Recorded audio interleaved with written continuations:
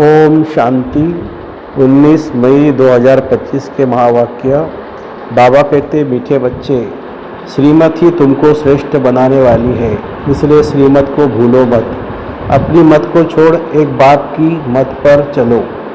प्रश्न है, पुण्य आत्मा बनने की युक्ति क्या है? उत्तर, पुण्य आत्मा बनना है तो सच्ची दिल से प्यार से एक बाप को याद करो। दूसरा है, कर्मेंद्रियों से कोई भी विकर्म न करो, सबको रास्ता बताओ। अपनी दिल से पूछो जो पुण्य हम कितना करते हैं। अपनी चेकिंग करो, ऐसा कोई कर्म न हो जिसकी 100 गुना सजा खानी पड़े, तो चेकिंग करने से पुण्य आत्मा बन जाएंगे। ओम शांति। रूहानी बाप बैठ बच्चों को समझाते, ये तो बच्चों को मालूम है कि अभी हम शिव बाबा की मत पर चल रहे हैं। उनकी है उच्च से उच्च मत। दुनिया यह नहीं जानती कि उच्च से उच्च शिव बाबा कैसे बच्चों को श्रेष्ठ बनाने के लिए श्रेष्ठ मत देते हैं। इस रावण राज्य में कोई भी मनुष्य मात्र मनुष्य को श्रेष्ठ मत दे नहीं सकते। तुम अभी ईश्वरीय मत वाले बनते हो। इस समय तुम बच्चों को पतित से पावन बनने के लिए ईश्वरीय मत मिल रही है। अभी तुमको पता पड़ा है, हम तो विश्व के मालिक थे। ये ब्रह्मा जो मालिक था उनको भी पता नहीं था। विश्व के मालिक फिर एकदम पतित बन जाते हैं। ये खेल बहुत अच्छी रीति बुद्धि से समझने का है। राइट रॉन्ग क्या है? इसमें है बुद्धि की लड़ाई। सारी दुनिया है रॉन्ग, एक बाप ही है राइट, सच बोलने वाला। वह तुमको सचखंड का मालिक बनाते हैं तो उनकी मत लेनी चाहिए।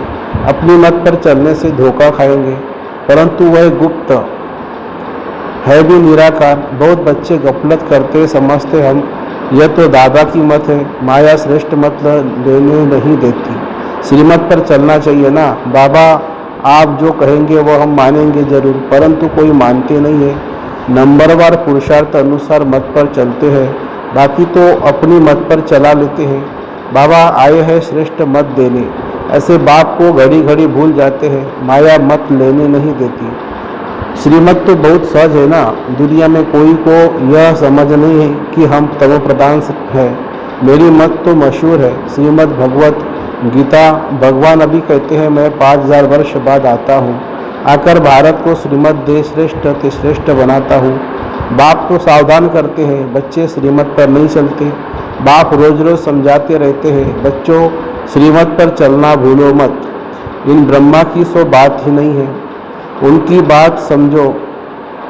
वही इन द्वारा मत देते हैं, वही समझाते हैं। खान पान खाते नहीं, कहते हैं मैं अभोक्ता हूँ। तुम बच्चों को श्रीमत देता हूँ, नंबर 1 मत देते हैं, मुझे याद करो, कोई भी विकर्म नहीं करो। अपने दिल से पूछो कितना पाप किया है। यह तो जानते हो सबका पापों का घड़ा भरा हुआ है। इस समय सभी रॉन्ग रास्ते पर है। तुम्हें अभी बाप द्वारा राइट रास्ता मिला है। तुम्हारी बुद्धि में सारा ज्ञान है। गीता में जो ज्ञान होना चाहिए वह है नहीं। वह कोई बाप की बनाई हुई नहीं है। यह भी भक्ति मार्ग में नूंद है। कहते भी है भगवान आकर भक्ति का फल देंगे। बच्चों को समझाया है ज्ञान से सदगति। सदगति भी सबकी होती है, दुर्गति भी सबकी होती है। यह तो दुनिया ही तमो प्रधान है, सतो प्रधान कोई है नहीं। पुनर्जन्म लेते लेते अब पिछाड़ी आकर हुई है। अब मौत सबके सिर पर खड़ा है। भारत की ही बात है। गीता भी है देवी देवता धर्म का शास्त्र। तो तुम्हें दूसरे कोई धर्म में जाने से क्या फायदा? हर एक अपनी अपनी कुरान बाइबल आदि पढ़ते हैं, अपने धर्म को जानते हैं। एक भारतवासी अन्य सब धर्मों में चले जाते हैं और सब अपने अपने धर्म में पक्के हैं। हर एक धर्म वाले की शक्ल आदि अलग है। बाप स्मृति दिलाते हैं, बच्चे तुम अपने देवी देवता धर्म को भूल गए हो। तुम स्वर्ग के देवता थे। हम सो का अर्थ भारतवासियों को बाप ने सुनाया है। बाकी हम आत्मा सो परमात्मा नहीं है। यह बातें तो भक्ति मार्ग के गुरु लोगों ने बनाई है। गुरु भी करोड़ों होंगे। स्त्री को पति के लिए कहते हैं कि यह तुम्हारा गुरु है, ईश्वर है, जबकि पति ही ईश्वर है। फिर भगवान से हे राम क्यों कहती हो? मनुष्य की बुद्धि बिल्कुल ही पत्थर बन गई है। ये खुद भी कहते हैं हम भी ऐसे थे। कहा वैकुंठ का मालिक श्री कृष्ण, कहा फिर उनको गांव का छोरा कह दिया है। श्याम सुंदर कहते हैं, अर्थ थोड़ी समझते हैं। अभी बाप ने तुमको समझाया है, जो नंबर 1 सुंदर वही नंबर लास्ट तमो प्रधान श्याम बना है। तुम समझते हो हम सुंदर थे फिर गाय श्याम बने हैं। 84 का चक्र लगाए। अभी श्याम से सुंदर बनने के लिए बाप एक ही दवाई देते हैं कि मुझ बाप को याद करो। तुम्हारी आत्मा पतित से पावन बन जाएगी, तुम्हारे जन्म जन्मांतर के पाप नाश हो जाएंगे। तुम जानते हो जब से रावण आया है तुम गिरते गिरते पाप आत्मा बने हो। यह है ही पाप आत्माओं की दुनिया। एक भी सुंदर नहीं है। बाप बिगड़ सुंदर कोई बना ना सके। तुम आए हो स्वर्गवासी सुंदर बनने, अभी नरकवासी श्याम है, क्योंकि काम चिता पर चढ़ काले बन जाते हैं। बाप कहते हैं काम माँ शत्रु है, इन पर जीत पाएंगे वही जगत जीत बनेंगे।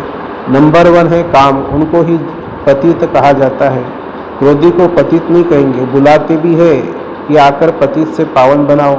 तो अब बाप आए हैं, कहते ये अंतिम जन्म पावन बनो। जैसे रात के बाद दिन, दिन के बाद रात होती है, वैसे संगम युग के बाद फिर सतयुग आना है, चक्र फिरना है। बाकी और कोई आकाश में अथवा पाताल में दुनिया नहीं है। सृष्टि तो यही है, सतयुग त्रेता यहाँ ही है। झाड़ भी एक ही है और कोई हो नहीं सकता। यह सब गपोड़े हैं जो कहते हैं अनेक दुनिया है। बाप कहते हैं यह सब है भक्ति मार्ग की बातें। अब बाप सत्य बात सुनाते हैं। अब अपने अंदर देखो, हम कहाँ तक श्रीमत पर चल सतोप्रधान अर्थात पुण्य आत्मा बन रहे हैं। सतोप्रधान को पुण्य आत्मा, तमोप्रधान को पापात्मा कहा जाता है। विकार में जाना पाप है। बाप कहते हैं अब पवित्र बनो, मेरे बने हो तो मेरी श्रीमत पर चलना है। मुख्य बात है कोई पाप नहीं करो। नंबर 1 पाप है विकार में जाना। फिर और भी पाप बहुत होते हैं, चोरी चकारी ठगी आदि बहुत करते हैं। फिर बहुतों को गवर्नमेंट पकड़ती भी है। अब बाप बच्चों को कहते हैं तुम अपने दिल से पूछो हम कोई पाप तो नहीं करते हैं। ऐसे मत समझो हमने चोरी की व रिश्वत खाई तो ये बाबा तो जानी जाना है।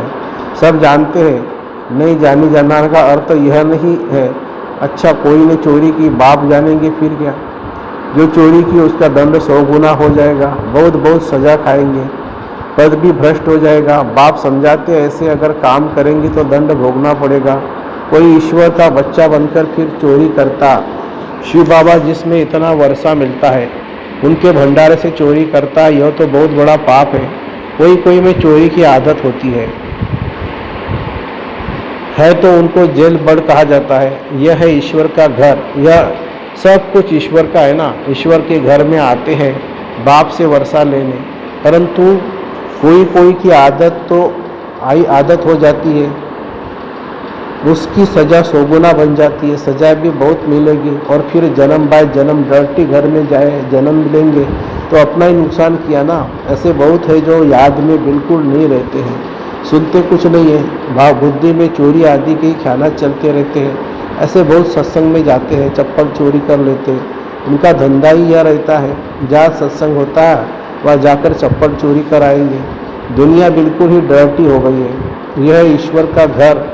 चोरी की आदत तो बहुत खराब है। कहा जाता है कख का चोर सो लख का चोर। अपने अंदर से पूछना चाहिए हम कितना पुण्य आत्मा बने हैं, कितना बाप को याद करते हैं, कितना हम स्वदर्शन चक्रधारी बनते हैं, कितना समय ईश्वरीय सर्विस में रहते हैं, कितने पाप कटते जा रहे हैं। अपना पोता में रोज देखो कितना पुण्य किया, कितना योग में रहा, कितने को रास्ता बताया। धंधा आदि तो भल करो, तुम कर्म योगी हो, कर्म तो भल करो। बाबा यह बैजेज बनाते रहते हैं। अच्छे लोगों को इस पर समझाओ। इस महाभारत लड़ाई द्वारा ही स्वर्ग के गेट्स खुल रहे हैं। श्री कृष्ण के चित्र में नीचे लिखत बड़ी फर्स्ट क्लास है, परंतु बच्चे अब इतना विशाल बुद्धि नहीं हुए हैं। थोड़ा ही धन मिलता है तो नाचने लग पड़ते हैं। कोई को जास्ती धन होता है तो समझते हैं हमारे जैसा कोई नहीं होगा। जिन बच्चों को बाप की परवाह नहीं, उन्हें बाप जो इतना अविनाशी ज्ञान रत्नों का खजाना देते हैं उसकी भी कदर नहीं रहती है। बाबा एक बात कहेगा वह दूसरी बात कर लेते हैं। परवाह न होने के कारण बहुत पाप कर रहते हैं, परवाह न होने के कारण बहुत पाप करते रहते हैं। श्रीमत पर चलते नहीं हैं, फिर गिर पड़ते हैं। बाप कहेंगे यह भी ड्रामा, उनकी तकदीर में नहीं है। बाबा तो जानते हैं ना, बहुत पाप करते हैं। अगर निश्चय हो कि बाप हमको पढ़ाते हैं तो खुशी रहनी चाहिए। तुम जानते हो हम भविष्य नई दुनिया में प्रिंस प्रिंसेस बनेंगे तो कितनी खुशी रहनी चाहिए, परंतु बच्चे तो अभी तक भी मुरझाते रहते हैं, वह अवस्था ठहरती नहीं है। बाबा ने समझाया है विनाश के लिए रिहर्सल भी होगी, कैलेबिलिटीज भी होगी, भारत को कमज़ोर करते जाएंगे। बाप खुद कहते हैं यह सब होना ही है। नहीं तो विनाश कैसे होगा? बर्फ की बरसात पड़ेगी, फिर खेती आदि का क्या हाल होगा? लाखों मरते रहते हैं, कोई बतलाते थोड़ी है। तो बाप मुख्य बात समझाते हैं कि ऐसे अपने अंदर जांच करो। मैं कितना बाप को याद करता हूँ। बाबा आप तो बड़े मीठे हो, कमाल हो आपकी। आपका फरमाने मुझे याद करो तो 21 जन्म के लिए कभी रोगी नहीं बनेंगे। अपने को आत्मा समझ बाप को याद करो तो मैं गारंटी करता हूँ सन्मुख बाप तुमको कहते हैं, तुम फिर औरों को सुनाते हो। बाप कहते मुझ बाप को याद करो, बहुत प्यार करो, तुमको कितना सहज रास्ता बताता हूँ पतित से पावन होने का। कोई कहते हैं हम तो बहुत पाप आत्मा है। अच्छा फिर ऐसे पाप नहीं करो, मुझे याद करते रहो तो जन्म जन्मांतर के जो पाप है वह इस याद से भस्म होते जाएंगे। याद की ही मुख्य बात है। इनको कहा जाता है सहज याद। योग अक्षर भी निकाल दो। सन्यासियों के हठ योग तो किस्म किस्म के हैं, अनेक प्रकार से सिखलाते हैं। इस बाबा ने गुरु तो बहुत किए हैं ना। अभी बेहद का बाप कहते हैं इन सबको छोड़ो, इन सबका भी मुझे उद्धार करना है और कोई की ताकत नहीं जो ऐसे कह सके। बाप ने ही कहा है मैं इन साधुओं का भी उद्धार करता हूँ। फिर यह गुरु कैसे बन सकते हैं? तो मूल एक बात बाप समझाते हैं, अपने दिल से पूछो हम कोई पाप तो नहीं करते हैं, किसी को दुख तो नहीं देते हैं, इसमें तकदीर नहीं है। अंदर जांच करनी चाहिए सारे दिन में कितना पाप किया, कितना याद किया। याद से पाप भस्म होंगे। कोशिश करनी चाहिए, यह बहुत मेहनत का काम है। ज्ञान देने वाला एक ही बाप है। बाप ही मुक्ति जीवन मुक्ति का रास्ता बतलाते हैं। अच्छा मीठे मीठे सिकिलते बच्चों प्रति माता पिता बाप दादा का याद प्यार और गुड मॉर्निंग। रूहानी बाप की रूहानी बच्चों को नमस्ते। हम रूहानी बच्चों की रूहानी माता पिता बाप दादा को याद प्यार, गुड मॉर्निंग और नमस्ते बाबा नमस्ते। धारणा के लिए मुख्य सार, बाप जो अविनाशी ज्ञान रत्नों का खजाना देते हैं उसका कदर करना है। बेपरवाह बन पाप कर्म नहीं करने हैं। अगर निश्चय है भगवान हमको पढ़ाते हैं तो अपार खुशी में रहना है। ईश्वर के घर में कभी चोरी आदि करने का ख्याल ना आए। यह आदत बहुत गंदी है। कहा जाता है कक का चोर सो लक का चोर। अपने अंदर से पूछना है हम कितना पुण्य आत्मा बने हैं। वरदान, निर्बल दिल शिकस्त असमर्थ आत्मा को एक्स्ट्रा बल देने वाले रूहानी रहमदिल भव। जो रूहानी रहमदिल बच्चे हैं वह महादानी बन बिल्कुल होपलेस केस में होप पैदा कर देते हैं। निर्बल को बलवान बना देते हैं। दान सदा गरीब को बेसहारे को दिया जाता है। तो जो निर्बल दिल शिकस्त असमर्थ प्रजा क्वालिटी की आत्मा है उनके प्रति रूहानी रहमदिल बन महादानी बनो। आपस में एक दूसरे के प्रति महादानी नहीं, वह तो सहयोगी साथी हो, भाई भाई हो। हम शारीरिक पुरुषार्थी हो, सहयोग दो दान नहीं।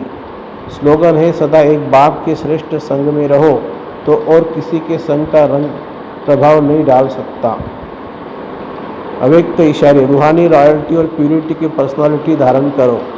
प्यूरिटी के साथ साथ चेहरे और चलन में रूहानियत की पर्सनालिटी को धारण कर इस ऊंची पर्सनालिटी के रूहानी नशे में रहो। अपनी रूहानी पर्सनालिटी को स्मृति में रख सदा प्रसन्न चित्त रहो तो सब प्रश्न समाप्त हो जाएंगे। अशांत और परेशान आत्माएं आपकी प्रसन्नता की नज़र से प्रसन्न हो जाएगी। अच्छा, ओम शांति शांति शांति।